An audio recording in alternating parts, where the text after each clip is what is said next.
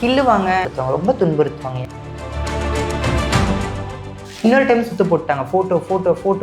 ஃபோட்டோக்காக ரொம்ப தொல்லை பண்ணாங்க. அதான் சின்ன வயசுலேருந்து இந்த மாதிரி வெறுப்புகள் தான் பார்த்து வளர்ந்து வந்திருக்கேன். விழுப்புரம் வந்து திருவமாவளவனுடைய அந்த சாருடைய இது, அதனால் வந்து உங்களுக்கு பானை சின்னம் கொண்டு போனதால் தான் ப்ரைஸ் கொடுத்தாங்க.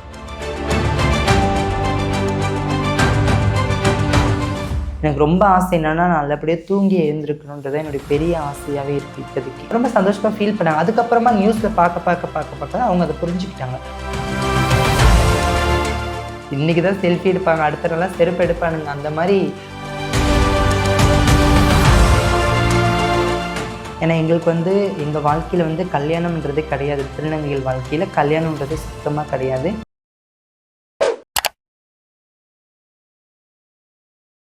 ஃபிஃப்த் ட்ராக் நேயர்களுக்கு வணக்கம். இன்னைக்கு நம்ம கூட மிஸ் கூவாகத்தோட ரன்னர் அப் அஞ்சனா தான் இருக்காங்க. வணக்கம் மேம். வணக்கம், சொல்லுங்கள்.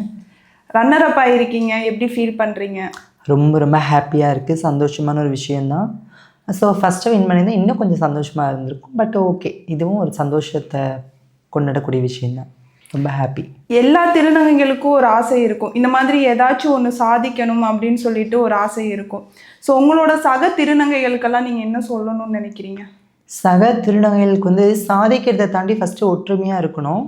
ஒற்றுமையாக இருந்தாலே சாதித்த மாதிரி ஒரு கணக்கு தான். ஃபர்ஸ்ட் ஆஃப் ஆல் ஒற்றுமை ரொம்ப முக்கியம். இளம் திருநங்கைகளுக்கு மத்தியில் ஒற்றுமை ரொம்ப முக்கியம். வேற்றுமை இருக்கக்கூடாது.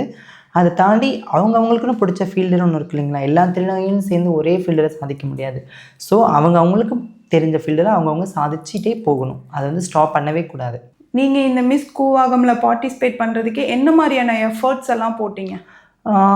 என்ன மாதிரி எஃபர்ட்ஸ்னால் அதுதான், ட்ரெஸ்ஸாக இருக்கட்டும், மேக்கப்பாக இருக்கட்டும், ஒவ்வொன்றும் பார்த்து ரொம்ப ரிஸ்க் எடுத்து தான் பண்ணது. பர்ச்சேசிங்லேருந்து ஒரு 3 மாதத்துக்கு முன்னாடியே பர்ச்சேஸ்லாம் ஆரம்பிச்சிடுவோம். என்ன பண்ணலாம், இது பண்ணலாமா, அது பண்ணலாமா, இப்படி வரலாமா, அப்படி வரலாமா அப்படின்னு சொல்லிட்டு இந்த வாட்டி நான் ராதை இதில் வந்தேன். பானெல்லாம் வச்சுட்டு கையில் அந்த புல்லாங்குழலாம் வச்சுட்டு ராதையை பேஸ் பண்ணி வாக் பண்ணிட்டு வந்தேன். ஸோ ரொம்ப நல்லா இருந்துச்சு. பட் அதுவே என்ன சொல்கிறாங்கன்னா, இப்போ வந்து இதே எஃபியில் போட்ட வீடியோக்கு என்ன கமெண்ட் வருதுன்னா, நான் மறைமுகமாக வந்து இந்த திருமாவளவன் சாருக்கு ஆதரவு தெரிவிக்கிறேன், பாணி சின்னம் தான் அங்கே வெற்றி பெற்றது, இப்படியெல்லாம் வந்து மீன் போட ஆரம்பிச்சிட்டாங்க. எனக்கு சிரிப்பு தாங்க முடியல. கமெண்ட் பண்ணியிருக்கேன் நான். நான் ராதை கெட்டப்பில் வந்திருக்குங்க, அவங்க பானை தானே வச்சுட்டு வருவாங்க, கையில் புல்லாங்க வச்சுட்டு தான். அதுமாதிரி அதை கமெண்ட் பண்ணியிருக்காங்க. இல்லை, விழுப்புரம் வந்து திருவமாவளவனுடைய அந்த சாருடைய இது, அதனால் வந்து உங்களுக்கு பானை சின்னம் கொண்டு போனதால் தான் ப்ரைஸ் கொடுத்தாங்க, இப்படியெல்லாம் கேட்க ஆரம்பிச்சிட்டாங்க. ஒரு பக்கம் வந்து என்ன சொல்கிறாங்கன்னா, ரொம்ப உங்களுக்கு ஃபஸ்ட்டு ப்ரைஸாக கிடச்சிருக்கலாம் அப்படின்னு சொல்கிறாங்க. ஒரு பக்கம் என்னென்னா இப்படி மீன் போடுறாங்க. அப்புறமா வந்து இப்போது நான் இன்டர்வியூவில் என்னோடய நேம் சொல்லியிருந்தேன், என்னோடய இயற்பெயர் சொல்லியிருந்தேன். அதை பேஸ் பண்ணி நிறையா கீழே வந்து ட்ரோல் பண்ண ஆரம்பிச்சிட்டாங்க. ட்ரோல் மீன்ஸ் காமெடியாக போட ஆரம்பிச்சிட்டாங்க. நிறைய சந்தானம் கமெண்ட் இவங்களுடைய டைலாக்லாம் எடுத்து கீழே வந்து போஸ்டர் போட ஆரம்பிச்சிட்டாங்க. ஸோ அது கொஞ்சம் கஷ்டமாக இருந்துச்சு. மற்றபடி ஓகே தான், ஒன்றும் பிரச்சனை இல்லை. ஓகே, இப்போது சாதாரணமாக வந்து இந்த ஸ்டேஜுக்கு வர முடியாது இல்லையா? உங்கள் பாடியை மெயின்டைன் பண்ணணும், உங்கள் ஸ்கின் மெயின்டைன் பண்ணணும். ஸோ ரொம்ப ப்ரெசண்ட்டாக வந்து நம்மளோட அப்பியரன்ஸ் இருக்கணும்னு நிறையா எஃபர்ட் போடுவாங்க. நீங்கள் என்னென்ன மாதிரியான எஃபர்ட் போட்டிங்க? அதாவது என்னென்னா, நான் யூஸ்வலாக முன்னாடி இன்னும் கொஞ்சம் அழகாக இருந்தேன். இப்போ எனக்கு கொஞ்சம் மனசில் கவலைகள் நிறையா இருக்குது. அதாவது இந்த கூவாகத்துக்கு முன்னாடி இருந்தே ஒரு 5 மந்த்தாக என் மனசில் கொஞ்சம் கஷ்டங்கள் நிறையா இருக்குது. ஸோ அதனால் நான் இப்போ கொஞ்சம் டல்லாகிட்டேன். அதுக்கு முன்னாடி நல்லா இருந்திருந்தேன், ரொம்ப அழகாக இருப்பேன், லீனாக இருப்பேன். இப்போயே லீனாக தான் இருக்கேன். அதுக்கு முன்னாடி இன்னும் லீனாக இருப்பேன். என்னுடைய பழைய இதெல்லாம் பார்த்தீங்கன்னா ரொம்ப லீனாக இருப்பேன். ஸோ ரொம்ப அழகாக இருப்பேன், சின்ன பொண்ணு மாதிரி இருப்பேன். இப்போ கொஞ்சம் தூக்கம் கிடையாது. தூக்கன்றது வாழ்க்கையில் எனக்கு கிடையவே கிடையாது. எனக்கு ரொம்ப ஆசை என்னென்னா, நான் நல்லபடியாக தூங்கி எழுந்திருக்கணுன்றது என்னுடைய பெரிய ஆசையாகவே இருக்குது இப்போதைக்கு. ஆனால் தூக்கம் நானே அதுக்கான நேரங்கள் எல்லாம் கிடைக்கிதான், பட் தூக்கம் வர மாட்டேங்குது. மனசுக்குள்ளே நிறைய திங்கிங், ஃபேமிலி பற்றி யோசிக்கிறதா இருக்கட்டும், என்னை பற்றி யோசிக்கிறதா இருக்கட்டும், இந்த மாதிரி விஷயத்தில் ரொம்ப திங்கிங்கால் நான் ரொம்ப மைண்ட் அப்செட் ஆகிடுறேன். மற்றபடி வேறு ஒன்றும் இல்லை. இப்போதைக்கு இப்போ இருக்கிற மைண்ட் அப்செட்டாக இருக்கிறதுக்காக இந்த ஒரு கிரீடமும் இந்த ஒரு என்ன சொல்ற இந்த புகழும் எனக்கு கொஞ்சம் இப்போ ஆறுதலாக இருக்குது, சந்தோஷமாக இருக்குது. இந்த வெற்றியை உங்களோட பேரண்ட்ஸ் எப்படி பார்த்தாங்க? அதாவது அவங்களுக்கு இந்த வெற்றி சொன்னால் இது எப்படின்னு சொல்கிறேன், இது வந்து இப்படி அழகிப்பட்டு வின் பண்ணியிருக்குன்னு சொன்னால் கூட அதை பெருசாக எடுத்துக்கிற அளவுக்கு நாலேஜ் கூட கிடையாது. ஏன்னா அவங்க எல்லாமே வில்லேஜ் சேர்ந்த ஆட்கள். அவங்களுக்கு அழகிப்பட்டியில் வின் பண்ணலோ இல்லை வேறு ஏதாவது இந்த மாதிரிலாம் வந்து அவங்களுக்கு அது பெருசாக தெரியாது.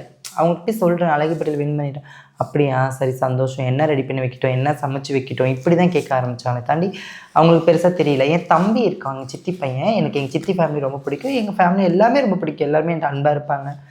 ஸோ அவன் தான் இந்த பட்டாசு இந்த வெடிச்சது இந்த மாதிரி அரேஞ்ச் பண்ணதெல்லாம் அவன் என் தம்பி தான், எங்கள் சித்தி பையன். எங்கள் வீட்டில் நான் தான் லாஸ்ட்டு அப்படின்றதுனால எங்கள் சித்தி பையன் தான் எல்லாம் பண்ணது. ரொம்ப சந்தோஷமாக ஃபீல் பண்ணாங்க. அதுக்கப்புறமா நியூஸில் பார்க்க தான் அவங்க அதை புரிஞ்சுக்கிட்டாங்க.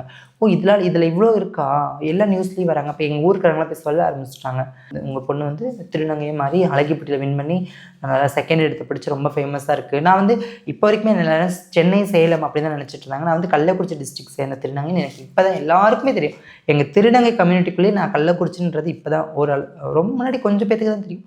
ஸோ இப்போ எல்லாருக்கும் தெரிஞ்சிச்சு அந்த கள்ளக்குறிச்சி அப்படின்றதுனால. அந்த புகழெல்லாம் எங்கள் அப்பா அம்மாவுக்கு தான் சாரும்.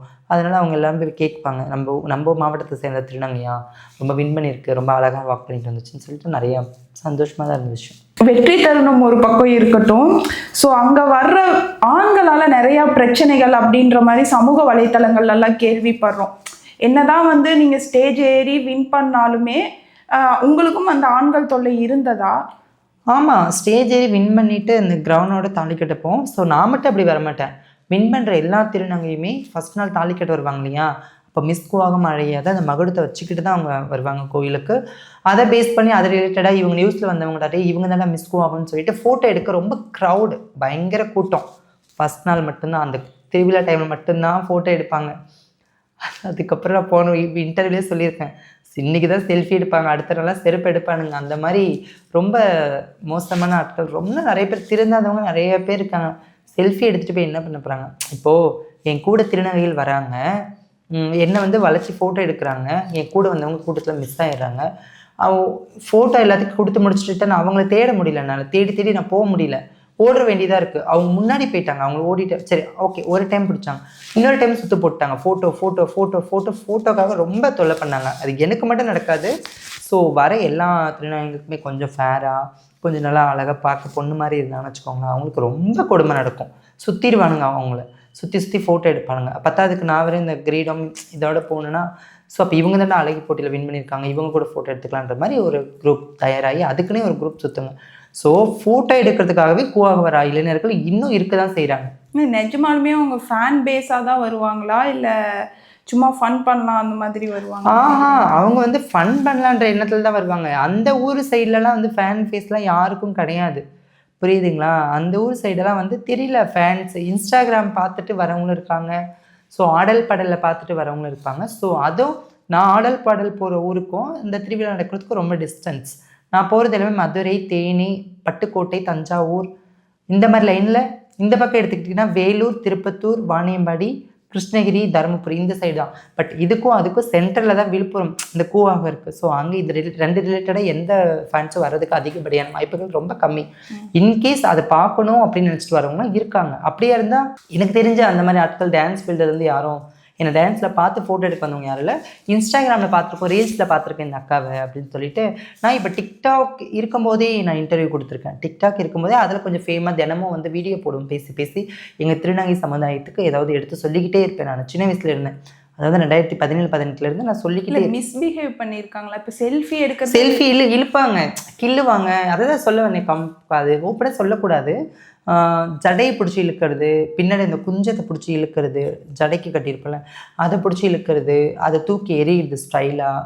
ஸோ இது எனக்கு நடக்கலை, மேபி எல்லாருக்கும் நடக்குது. இதெல்லாமே வந்து ஒருத்தவங்க ஹேர் எக்ஸ்டென்ஷன் வச்சுட்டு வருவாங்களா, ஒரு சில இளைஞர்கள்லாம் என்ன பண்ணுவாங்க தெரியுமா, அது அப்படியே லைட்டாக பிடிச்சி இழுத்து விட்டுறது, அது இழுத்து மரத்து மேலே அடிச்சிடுறது, இந்த மாதிரிலாம் ரொம்ப கஷ்டப்படுத்துவாங்க, ரொம்ப துன்புறுத்துவாங்க. எனக்கு மட்டும் இல்லை, எங்களோட திருநங்கை மக்களுக்கு ரொம்ப கஷ்டப்படுத்துவானுங்க ஒரு சில இளைஞர்கள், இருக்க தான் செய்கிறாங்க.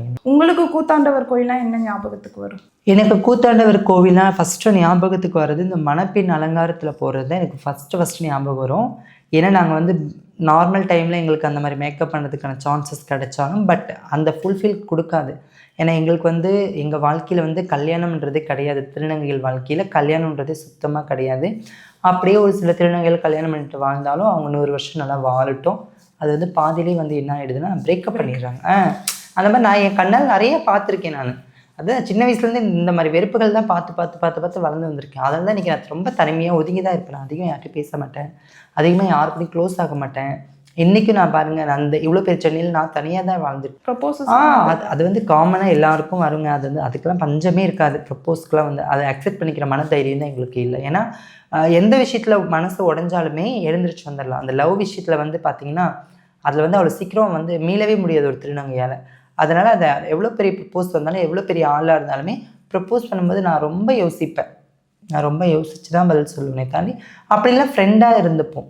இல்லை யாராவது நான் கல்யாணம் பண்ணிக்கிறேன் உனக்கு லைஃப் தரேன் அந்த மாதிரியெல்லாம் வந்திருக்காங்களா? அதெல்லாம் அதுக்கெல்லாம் பஞ்சமே இருக்காதுன்னு சொல்லிட்டேனே. நான் தான் கல்யாணம் பண்ணிக்கிறேன், லைஃப் கொடுக்குறேன், அப்படி இப்படி என்னென்னமோ சொல்லுவாங்க. அது எல்லாமே எனக்கு வேண்டாம். இப்போ இருக்கிற வாழ்க்கையே எனக்கு போதுமான வாழ்க்கை தான். எனக்கு இப்போ கொஞ்சம் சின்ன வயசு, நான் ஒரு 30 வயசுக்குள்ளலாம் செட்டில்ட் ஆகி நான் ஓகே என்னோடய ஃபேமிலிக்கு அப்புறம் இதுக்கப்புறம் என்னோடய ஃபேமிலிக்காக வாழ்ந்துருவேன். மற்றபடி அந்த மேரேஜ் லைஃப்பில் இன்ட்ரெஸ்ட் இல்லை. மேபி ஒரு நல்ல வாழ்க்கையாக வந்தால் அதுவும் ஏற்றுக்க நான் தயாராக இருக்கேன். ஷூர், கண்டிப்பாக ஒரு நல்ல வாழ்க்கையாக இருக்கணும். அதுக்கெல்லாம் வாய்ப்பே ரொம்ப குறைவுங்க. அந்த மாதிரிலாம் எதுவும் கிடையாது. அதான் சிலுக்கே பொண்டாட்டியே வந்தாலும் சின்ன வீடு தேடி ஓடிடுவாங்கன்ற மாதிரி சொசைட்டி எப்படி மாறிடுச்சு. அதனால எனக்கு அது வெறுப்புமே எதுவுமே இல்லை. எனக்கு அதை பற்றி இன்ட்ரெஸ்ட்டும் இல்லை.